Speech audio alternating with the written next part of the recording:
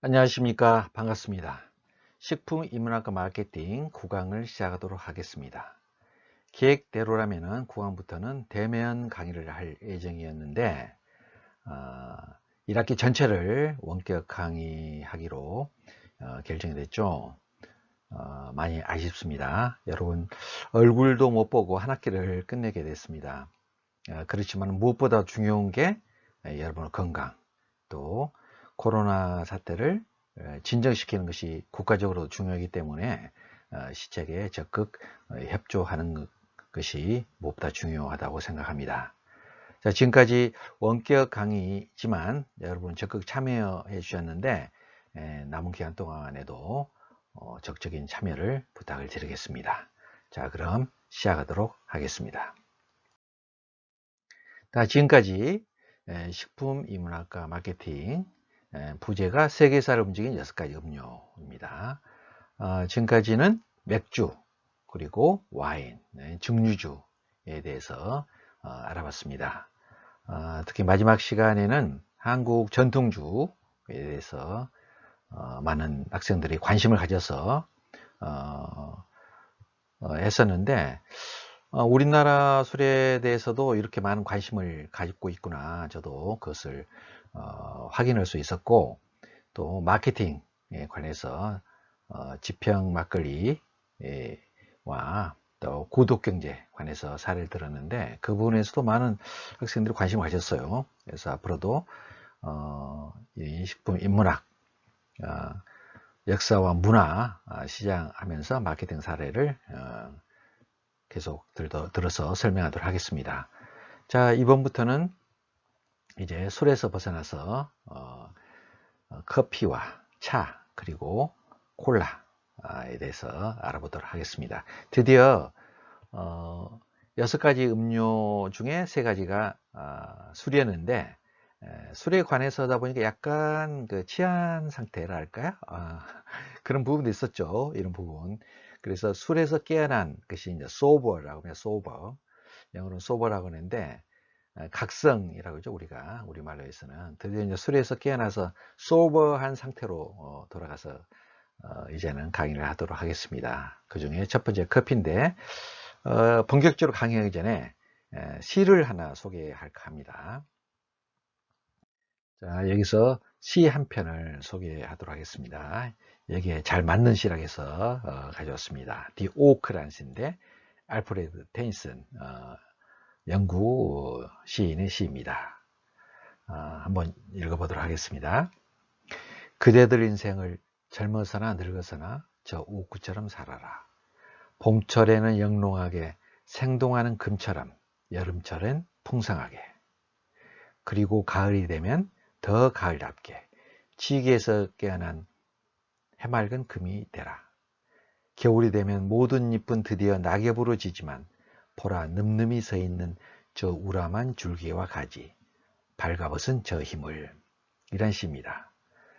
인생을 봄, 여름, 가을, 겨울로 나눠서 설명합니다. 봄철은 어떻습니까? 영롱하게 그리고 생동, 봄철은 생동하잖아요. 그리고 여름철에는 어떻습니까? 풍성하죠.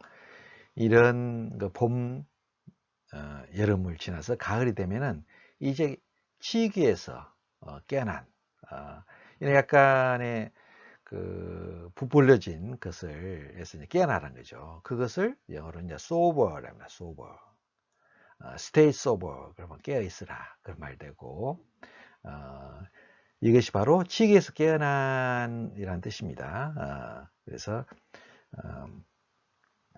술에서 깨어난 또는 뭐 명확한 진지한 그런 그 뜻으로 뜻을 가지고 있는 단어입니다.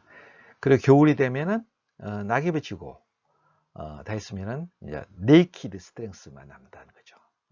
그러니까 사람도 그러죠. 직함이라든지 그런 데 있으면은 많은 사람이 오죠. 근데 직함 떨어지면 어떻습니까? 그때는 naked strength, 본연의 인간 자연인의 모습인 거죠.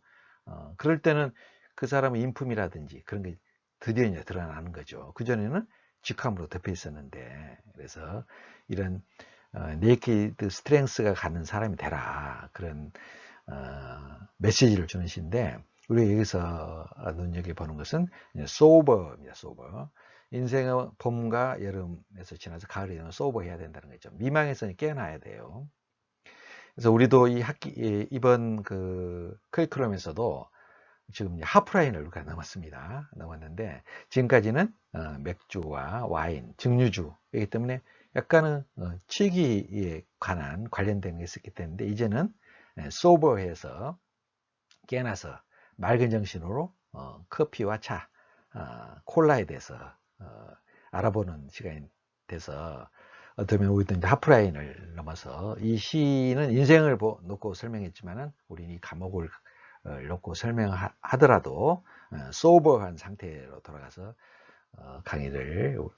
이야기를 나눠야 돼서 이 시를 소개합니다. 그래서 아주 인생을 돌아다보는 좋은 시여서 여러분께 소개합니다. 자, 다시 한번 라이프지 선정. 1000년 동안 가장 중요한 100대 사건에서 드디어 우리가 차와 커피, 코카콜라 판매, 세 가지가 들어있는데 드디어 이게 나옵니다. 술은 1000년보다 훨씬 전 일이죠. 뭐 6000년, 7000년 전, 기원전 그때부터 있었고, 증류주는 뭐 좀 그렇게 오래되지는 않았지만은 맥주나 와인 역사는 굉장히 길죠. 그런데 드디어 1000년대 가까이에서 발생한 사건에 들어갑니다. 그 첫 번째는 커피가 되겠습니다. 자, 구강 키포인트는 커피와 커피하우스, 시민사회는 어떤 관련성이 있는가에 대한 것입니다. 그리고 두 번째는 커피는 어떤 경로를 통해 세계적인 음료가 되었는가. 지역의 조그마한 음료였죠, 커피가. 근데 어떻게 지금 세계적인 음료가 되었는가. 그리고 세 번째는 커피 플랜테이션, 커피와 정치 경제는 어떤 관련성이 있는가에 대해서 알아보도록 하겠습니다. 자, 구강의 이야기 순서입니다. 1장은 커피와 커피하우스, 2장 커피의 기원과 전파, 3장 커피 플랜테이션과 정치 경제, 이런 순으로 이야기하도록 하겠습니다. 자, 1장 커피와 커피하우스입니다. 윌리엄 유커스 All About Coffee에 보면은 커피는 전파되는 곳마다 혁명을 일으켰다. 언제나 사람들을 생각하게 만들었던 그 역할 면에서 보면은 커피는 세계에서 가장 급진적인 음료였다. 또한 사람들이 생각하기 시작하면 독재자들에게 위협이 되었다. 이런 이야기를 했습니다. 자, 왜 이런 이야기를 했는지 알아보도록 하겠습니다. 자, 우리가 그전에도 한번 이야기했죠. 커피하우스 인터넷 공통점이 뭘까요? 커피하우스 인터넷 공통점. 인터넷은 여러 사람이 정보를 어떻습니까? 정보를 교류하고 개방하고 또 집단 지성을 만들어 가지고 많은 사람이 연결되다 보니까 새로운 힘도 되고, 그것으로 인해 가지고 세상이 어떻습니까? 많이 바꿔졌죠. 인터넷으로 엄청난 세상의 변화가 일어났죠. 그것은 기본적인 뭐겠습니까? 그런 인터넷 공통점이 커피하우스에서도 발견할 수가 있었습니다. 그랬기 때문에 커피하우스가 엄청난 역할을 하게 됩니다. 커피라 단순한 음료 커피가 전파되다 보니까 거기서 큰 역할을 하게 되는데, 그것을 알아보도록 하겠습니다. 자, 또 커피하우스 플랫폼에 대해서도 이야기한 바 있죠. 자, 스티븐 존슨 탁월한 아이디어는 어디서 오는가, 이 책에서 이런 그 커피하우스 플랫폼이라는 개념으로 설명했었는데, 연관이 되어서 설명을 합니다. 18세기 영국 커피하우스는 작은 규모 플랫폼이었다. 계몽주의 시대에 수많은 혁신의 밑거름이 되었다. 커피하우스는 서로 다른 사고들이 생산적으로 충돌하고 다시 결합할 수 있는 환경을 만들어줬다. 그래, 커피하우스 그 시대가 이제 계몽주의 시대였어요. 계몽주의 시대의 혁신의 밑거름이 됐죠, 커피하우스가. 엄청난 역할을 한 거죠. 그리고 모더니즘이 탄생한 파리 카페들이 또 있다. 1920년대의 모더니즘이 그렇게 짧은 기간에 그토록 많은 문화적 혁신이 가능하게 했던 이유는 작가, 시인, 화가, 건축가들이 같은 카페에서 어깨를 맞대고 있었기 때문이다. 물리적 근접성이 그 공간에서 굴절 작용이 풍부하게 일어나게 했다. 그러니까 영국의 그 커피하우스, 계몽주의 시대의 혁신 밑거름이 됐고, 또 파리 카페들도 모더니즘이 카페를 중심으로 해서 나올 수 있었습니다. 그래서 이는 플랫폼 역할을 했다는 것을 말씀을 드립니다. 자, 노벨상 수상 비결은 커피 브레이크다. 일전에도 한번 말씀드린 적이 있는 내용을 다시 한번 상기시킵니다. 2009년 노벨 화학상을 받는 토마스 스타이즈 박사가 노벨상 수상 비결을 받는 기자들에게 이런 이야기를 했습니다. 학자들과 차를 마시면서 의견을 나누고 어떤 실험을 해야 될지를 배울 수 있었다. 연구실에서만 연구만 한 것이 아니라 자주 학자들과 차, 커피를 마시면서 의견을 나누면서 연구 방향을 잡을 수 있었다는 겁니다. 방향을 잡고 방향이 엉뚱한 부분에 연구를 하게 되면 안 되는 거죠. 내가 하고 있는 것이 맞는 것인가 수시로 이야기를 하면서 의견을 조율을 했다는 것입니다. 이 부분을 다시 한번 말씀을 드립니다. 자, 동영상 한 편을 보도록 하겠습니다. 이 동영상은 커피가 유럽 사회에서 어떻게 큰 역할을 했는지 잘 설명한 동영상이게 가져왔습니다.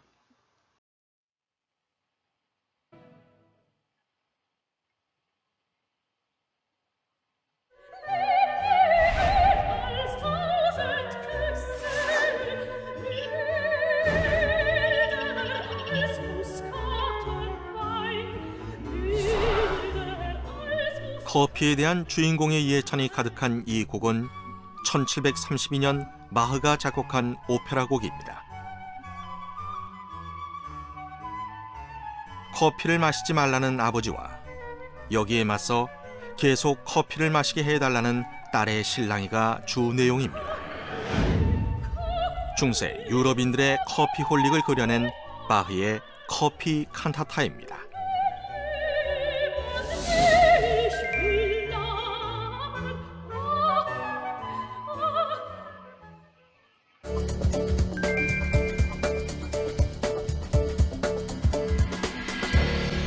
커피가 보급되기 전 중세 시대에는 와인이나 맥주 같은 알코올을 음료처럼 마셨습니다.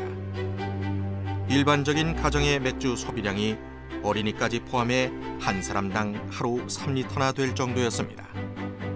하지만 아라비아에서 전해진 커피에서 유럽인들은 각성 효과를 경험하게 됩니다. 와인과 맥주에 찌들어 있던 유럽인들 사이에서 커피는 빠르게 확산됐고 이 검은 열매는 정신적인 각성제의 상징이 되었습니다.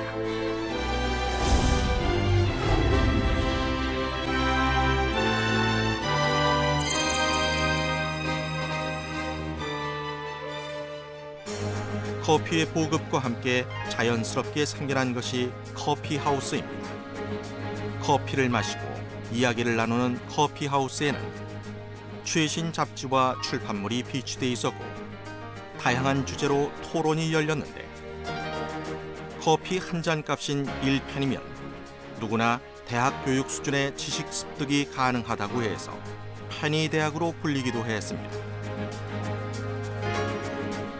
커피하우스는 모이는 사람의 목적에 따라 그 성격이 달랐는데 1760년 런던에서 번성했던 조나단 커피하우스에 모인 사람들의 주 목적은 주식 거래였습니다.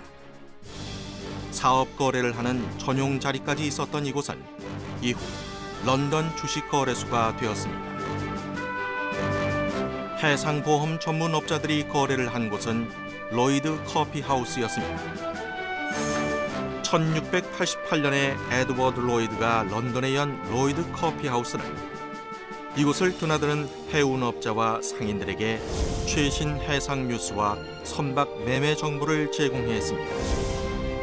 이후 선주와 보험 계약자들이 모여들어 커피하우스 안자리 한 칸을 빌려 상인들을 대상으로 영업을 하기 시작했는데 이 커피하우스가 발전하여 법인을 만든 것이 현재의 로이드 보험사입니다.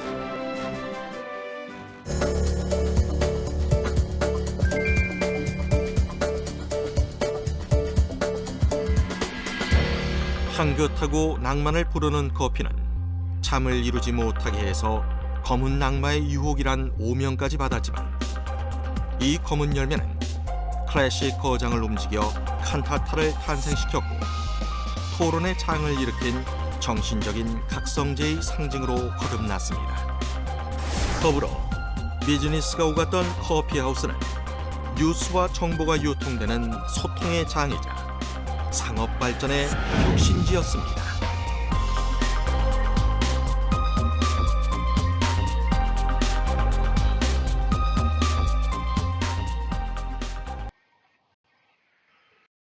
잘 보셨죠? 커피가 유럽 사회에 들어가서 굉장히 많은 역할을 했습니다. 아까 말한 그 커피하우스 플랫폼 같은 새로운 아이디어가 나오는 산실로도 역할을 했었고, 굉장히 많은 역할을 했는데, 그 대표적인 곳이 영국의 커피하우스입니다. 영국이 그래서 대영 제국을 만드는데 이 커피하우스도 큰 기여를 했다고 볼 수가 있죠. 많은 새로운 근대적인 제도가 커피하우스를 기반으로 해서 나타났습니다. 자, 최초로는 1652년 이설이 좀 있긴 있습니다만은 파스칼 로제 커피하우스를 최초 커피하우스로 여기고 있습니다. 지금은 집터에 이런 편말만 있습니다. 여기 런던 최초 커피하우스가 있었다는 것으로 하고, 이 당시는 영국이 위기질서, 그 당시만 하더라도 귀족과 평민의 차이가 컸었습니다. 그런데 위기의 질서에 상관없이 누구나 커피하우스를 이용해서 이게 굉장히 큰 거죠. 도로 상이한 사람들이 발전이나 대단한 그런 아이디어 제도는 같은 생각을 가지고 있는 사람이 모이면 나오기 어렵습니다. 다른 생각, 자기와는 정반대되는 관점이 다른 그런 사람이 모여야지 그런 아이디어가 서로 이렇게 격론한 토론을 통해서 토론만 해가지고 감정적으로 나빠지면 안 되겠죠. 근데 그게 다시 융합을 해서 새로운 아이디어로 나온 거죠. 여기서 그래서 역사를 바꾸는 장소로 발전했고, 역사를 바꾸는 장소라고 지금도 역사가들이 평가를 하고 있습니다. 자, 17세기에 굉장히 번성을 했습니다. 영국의 커피하우스가. 그래서 인터넷 공동체 뭐라고 물어봤죠. 그게 정보입니다. 정보. 커피하우스 플랫폼이라. 진정한 상품은 커피가 아니라 정보라는 거죠. 여기서 그래서 정치, 경제, 문화, 과학 등 근대 문화를 여는 새로운 탄생의 장소 역할을 한 거죠.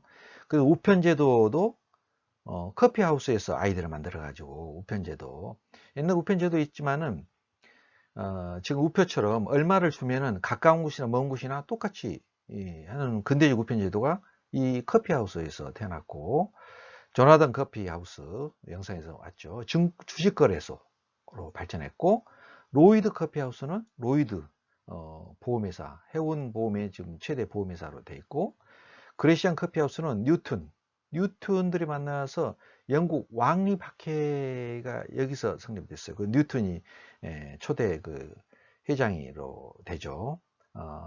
그래서 이런 학문적인 그런 부분이 되고, 마일스 커피는 아마추어 의회로서 정기 토론이 일어나 가지고 정기적인 토론이 일어나는 장소 역할을 했습니다. 그래서 시대를 대표하는 작가들이 커피하우스로도 출입해서 드라인, 포퍼, 스위프트 이런 사람들이 여기서 아이디어를 내서 작품 활동도 하고 대단히 생산적인 역할을 많이 했습니다. 그래서 영국 역사를 바꾸는 장소다, 이렇게 평가를 받고 있습니다. 자, 커피가 영국 역사를 바꾼 5가지, 그 타임지에서 소개된 기사가 났습니다. 5가지인데, 첫 번째는 주의력 있고 분별력 있게 그러니까 그전에는 알코올이 아무래도 뭐 건강상 위생적인 식수 때문에 마셨지, 이것이 폐해도 컸죠. 근데 이게 그냥 비즈니스맨에게 아주 이상적인 음료죠. 주의력 분별력이 있게 했으니까. 그래서 생산성과 성공적 협상을 유도하고 정신적인 각성제 역할을 했다는 거죠. 그리고 두 번째는 서로 다른 사회 계층이 만났어요. 유계 질서에 상관없이 누구나, 영국에서는 술을 마시면은 그런 뭐 약간은 그런 차이가 있었는데, 커피하우스는 누구나 참여할 수 있었다는 거죠. 세 번째는 사회적 담론, 퍼블릭 디스코스. 그러니까 이게 여러 가지의 담론, 여기서 의견이 대한 토론, 다양한 주제에 대해서 의견을 나누는 장소, 그래서 페니 유니버시티, 페니 대학으로 불렸다는 거죠. 페니 유니버시티. 그래서 여기서 이제 규칙과 예법도 나오고, 토론을 하게 되면은 컨버세이션, 대화를 하게 되면은 대화의 규칙과 예법이 여기서 이제 나오게 된 거죠. 서로 상대방의 이야기는 무조건 논거에 기반을 해서 서로 그 자기 의견을 주장하는 디베이팅이라고 그러죠, 좀. 그래서 이런 그 컨버세이션에 관한 예법이라든 매너라는 게 여기서 나오게 된 겁니다. 이런 부분에. 그리고 또 하나는 커피는 공론장을 했어. 공론장. 정책에 관한 논쟁을 일반인들도 이제 말하게 된 거예요. 옛날에는 엘리트, 정치 엘리트만 얘기를 이야기했는데, 일반인들도 그 부분에서 제도라든지 그런 부분에서 활발하게 토론을 했고, 마일드 커피하우스에는 로타 클럽이 있어가지고 사설국회 이야기하고, 중요한 의제에 대한, 그러면은 결론이 안 나면 다수결로 하자. 그래서 투표를 해서 결정하는 이런 모의국회 역할을 했습니다. 그래서 결과적으로 민주주의, 소위 근대 민주주의는 영국에서 발전했잖아요. 고대 민주주의는 그리스 아테네에서 발전했지만은, 근대 민주주의는 영국에서 그 틀이 만들어졌죠. 그런 부분이 민주주의를 완성하는데 이 커피하우스가 큰 역할을 했다는 겁니다. 이런 부분에. 정치 엘리트들에게 토론했던 정치 이론이, 정책 아이디어가 일반인들에게 됐고, 이러다 보니까 사회적 이동성과 민주화의 매체 역할을 했다. 엄청난 역할을 한 겁니다. 커피하우스가.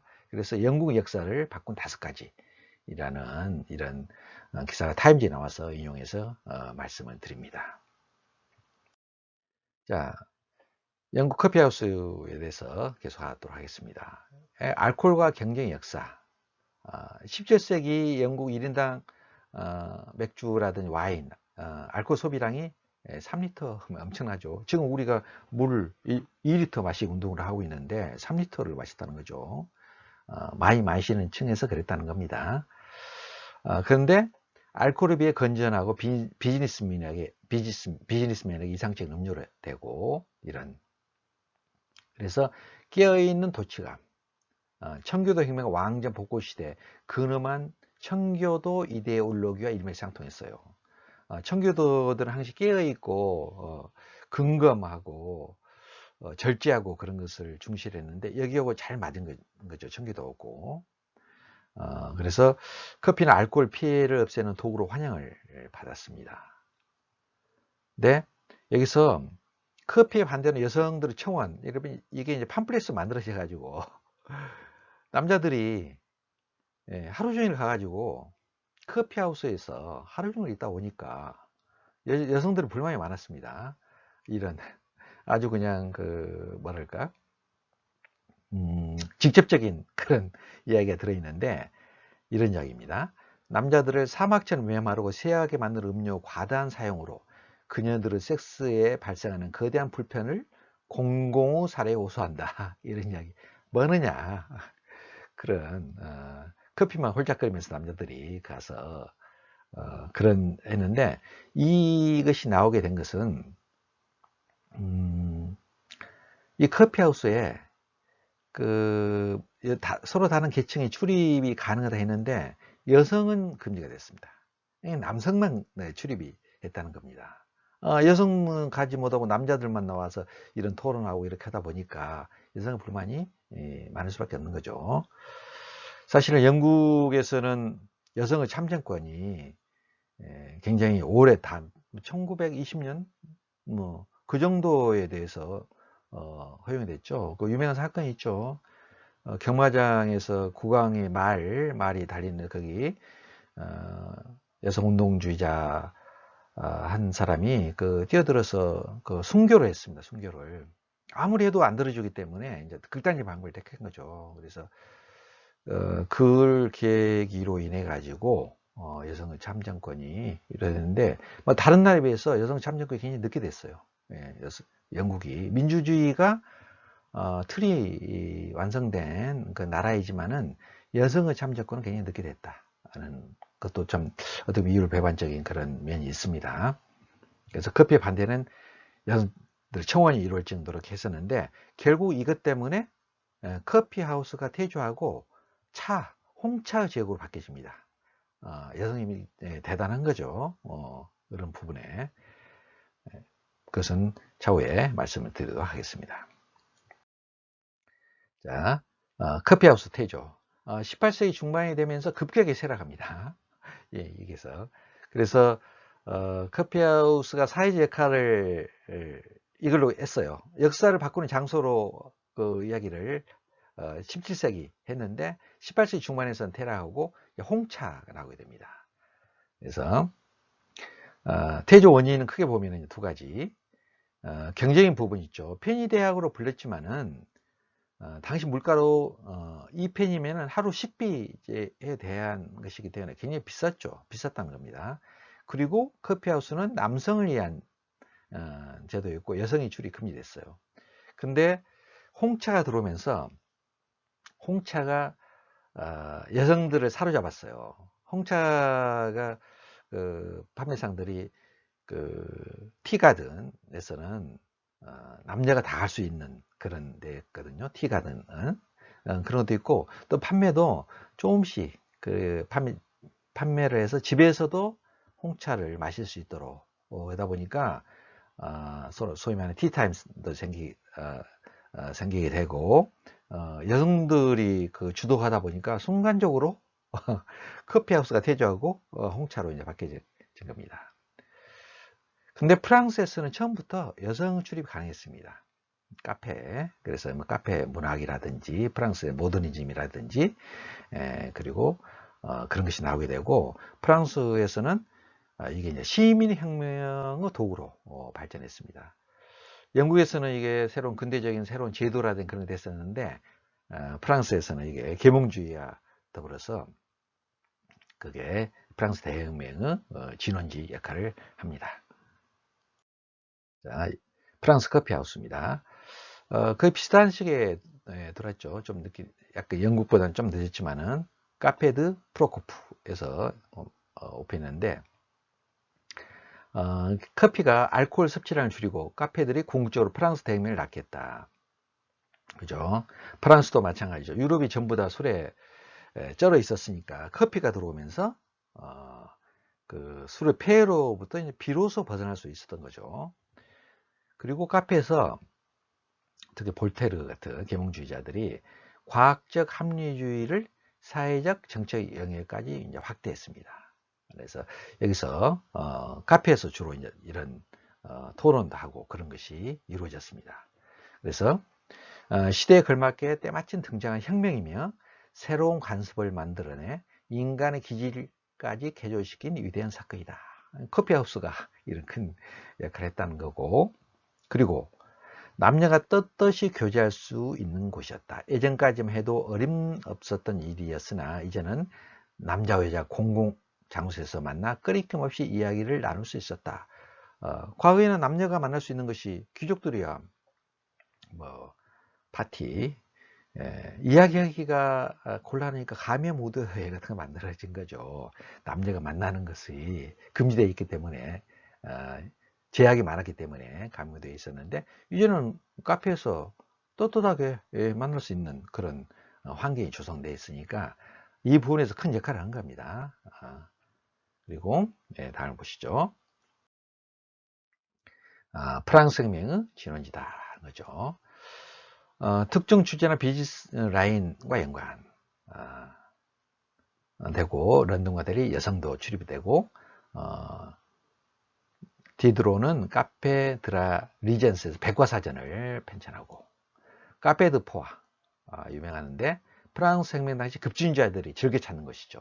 그래서 여기서 카페 드 포아에서 주로 이제 그런 급진주의자들이 만났는데 여기서 그 까뮤 데물랭 이런 사람이 여기 카페 드 포아에서 혁명을 선도했습니다. 무기를 들어라 하고 그 카페에서 나와서 밖에서 이제 대중들이 모여 있는데 연설하고 바로 바스티유 감옥을 그 습격으로 가는 것이 공식적으로 그 날이 7월 12일이 프랑스 혁명이 시작한 날입니다.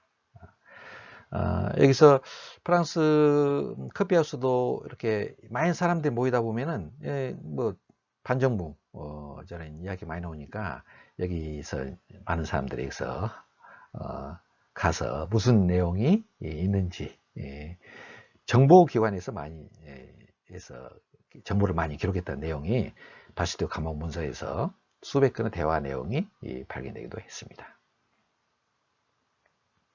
그래서 이 까뮤 데물랭은 이 카페 드 포아 팔레 루아얄에 있는 그 앞에 동상도 있고 프랑스에서 그 기념 우표도 이렇게 만들었습니다. 나중에는 혁명정부에서 역할을 했지만 나중에 또 그 혁명정부 내에서 권력투쟁이 굉장히 심했지 않습니까? 그래서 희생됐죠. 젊은 나이에 그 희생된 사례이기도 합니다. 자, 독일의 커피하우스는 거죠. 커피 칸타타 그냥 바하가 만드는데 바하가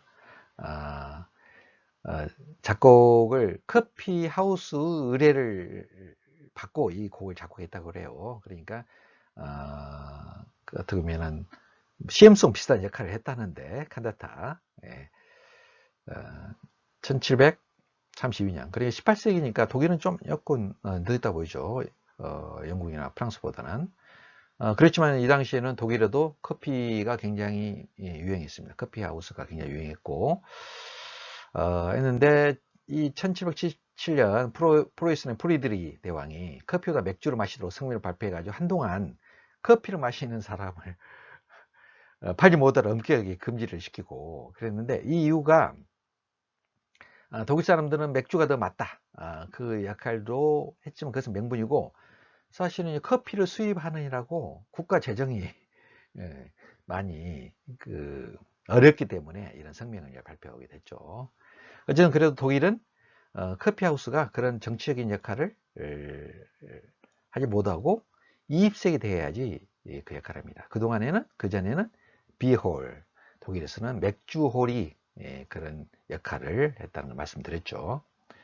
그래도 일반적으로 커피하우스는 꽤 많이 많았다. 또 동시에 말씀을 드립니다. 자, 오스트리아 비엔나에 블루보틀 커피하우스가 있습니다. 오스만 투르크 빈포이가 아주 유명하죠. 오스만 투르크 전성시대였죠. 이때가 1529년에 1차 포위했고 1683년에 2차 포위였습니다. 2차 포위 때도 굉장히 위험했었어요. 빈이 여기서 함락이 돼버리면은 이슬람 세력이 유럽 중부 유럽까지 오스트리아까지 헝가리까지 전부 돼버리면 거의 뭐 프랑스까지도 이제 가까이 갈 정도로 위협했는데 이때 오스만 투르크를 물리치고 나서 드디어 이제 오스트리아가 유럽에서 굉장히 큰 역할을 하게 되죠. 강대국으로서 오스트리아가 역할을 하게 되는데 그때 빈포위 때 위험했었는데 프란츠 콜시츠키 발음이 좀 어렵네요. 프란츠 콜시츠키라는 사람이 포위되어 있는데 여기서 폴란드에다가 구원군을 불러오는 그 편지를 보내야 되는데 이 사람이 그 터키도 여행도 많이 하고 그래서 터키 말도 잘했어요. 잘하고 그래서 터키 사람으로 변장을 해가지고 가서 무사히 그 전달해서 독일 폴란드 연합군이 조선에서 이제 그 전쟁 그 포위전에서 이길 수 있었습니다. 그래서 네, 콜시츠키가 나중에 이제 포상을 받았는데 그것이 커피콩 500자루를 오스만 그 투르크군이 포위전 물러나면서 갑자기 물러나기 때문에 많은 걸 두고 갔는데 커피콩이 남았어요. 그때만 하더라도 투르크는 커피를 많이 마셨습니다. 아직 유럽은 그렇게까지 많이 마시지 않았었는데 그래서 이걸 보고 가치를 알게 된 거죠. 콜시츠키가. 그래서 그것을 달라고 해요. 자기가 이제 커피 하우스를 열었습니다. 그 중에서 하나가 몇 개를 열었는데 그 중에 하나가 파란뱅 커피집 호프주 블라우엔 플라세 영어로 뭐 블루보틀이죠. 이걸 개점을 했습니다. 그래서 한 10년 동안 이제 그 운영하다가 폐점을 했는 한 기록이 있습니다. 그래서 1700년대 비누 도시는 커피하우스로 넘쳐나가고 소설가들이나 신문 읽기에 푹 빠진 사람들이 이런 커피하우스를 즐겨 찾고 있다. 그러니까 1700년대인가 18세기가 되겠죠. 18세기는 비엔나도 커피하우스들이 굉장히 많았습니다. 근데 이 블루보틀 커피점이 그렇게 해서 사라졌는데 최근에 2002년에 미국에서 블루보틀 커피가 다시 나왔죠. 그 홈페이지 가면은 자기 정신을 그 오스만 투르크의 빈 포위전, 프란츠 콜시츠키의 그 블루보틀 그것을 이어받는다. 그렇게 해가지고 홈페이지에 써놨어요. 블루보틀이랑 그 정신을 이어받는다. 그래서 아주 수준 높은 커피를 스페셜리티 커피점으로서 지금 하고 있는데 이것이 지금 미국에서 시작해가지고 일본, 한국 이 3개국에서만 있어요. 이 부분이 블루보틀 성수점에서 이루어지는데 저도 가서 줄 서가지고 가서 마셔본 적이 있습니다. 네, 블루보틀 커피하우스에 대해서 말씀드렸습니다. 자, 여기서 질문 하나 하겠습니다. 나폴레옹은 커피 때문에 몰락했다. 이 말에 대해서 어떻게 생각하십니까? 나폴레옹이 커피 때문에 몰락했다? 근데 이것은 사실입니다. 커피로 나폴레옹이 몰락하는 데는 커피가 대단한 역할을 했다는 것입니다. 커피 입장에서 보면은 왜 어떻게 해서 그래 됐냐 하면은 이것입니다. 자, 나폴레옹이 대륙 봉쇄령을 내렸어요. 그러다 보니까 독일에서는 커피와 설탕의 결핍으로 굉장히 괴로워했습니다. 그러다 보니까 나폴레옹에 대해서 안 좋게 생각하는 거죠. 커피를 못 마시니까 커피 대용품도 개발해서 어떻게 해보려고 했지만 그걸로서는 다 양이 안 차니까 반 나폴레옹 정서가 형성돼서 프로이센, 오스트리아, 러시아, 소련 연합군이 라이프치히 전투 그래서 나폴레옹 군대를 무찌르게 됩니다. 그래서 이때부터 독일은 프로이센 국가로 진짜 국가로 형성된다는데 나폴레옹 지휘를 받다 보니까 이제는 국가라는 개념이 생기게 되고 그래서 프로이센 주로 이제 독일이라는 그 나라가 독일이 통일되게 되는 거죠. 이런 역할로 이어지게 됩니다. 이야기는 칼 마르크스가 독일 이데올로기에서 이런 이야기를 합니다. 나폴레옹의 대륙 봉쇄에 의해 발생한 설탕과 커피의 결핍은 독일인을 반 나폴레옹 봉기로 내몰았다. 빛나는 해방 전쟁의 토대를 이렇게 마련됐으며 설탕과 커피는 19세기에 있어 그 세계사적 의의를 과시했다. 그러니까 설탕 커피가 반 나폴레옹 정서를 만들어서 나폴레옹을 몰락하게 하는 그 연합군을 형성하는데 굉장히 큰 기여를 했다는 거죠. 이런 부분입니다. 모두 혁명이나 이런 부분을 보면은 먹거리, 먹고 사는 것에 굉장히 밀접히 관련이 있습니다. 그런 부분이 혁명으로까지 이어지는 경우가 많은데, 여기는 이 당시에 19세기는 커피가 그 역할을 했다는 것을 말씀을 드립니다. 자, 굉장한 커피 애호가로 알려진 베토벤의 말로 마무리를 하겠습니다. 나는 아침 식사에 나우벗을 한 번도 빠뜨린 적이 없다. 나우벗인 커피를 빼놓고서는 어떤 것도 좋을 수 없다. 한 잔의 커피를 만드는 원두는 나에게 60가지 영감을 준다. 이런 이야기를 했습니다. 60가지 영감. 왜 60가지라고 했을까요? 그것은 베토벤이 커피를 마실 때는 한 잔 마실 때 원두를 하나 둘 세 가지 60개의 원두를 사용했다고 합니다. 그것도 흠이 없는 원두만 해가지고 60가지 원두를 가지고 커피를 갈아서 그 커피를 마시다고 하는데, 지금도 에스프레소 한 잔은 보통 온도가 이 정도 들어간다고 하네요. 그래서 60가지 영감을 준다고 이렇게 하겠습니다. 대단한 커피 애호가였습니다. 자, 이상으로서 9강 커피의 역사 문화 1장 커피와 커피 하우스에 대해서 알아봤습니다. 여러분 수고했습니다.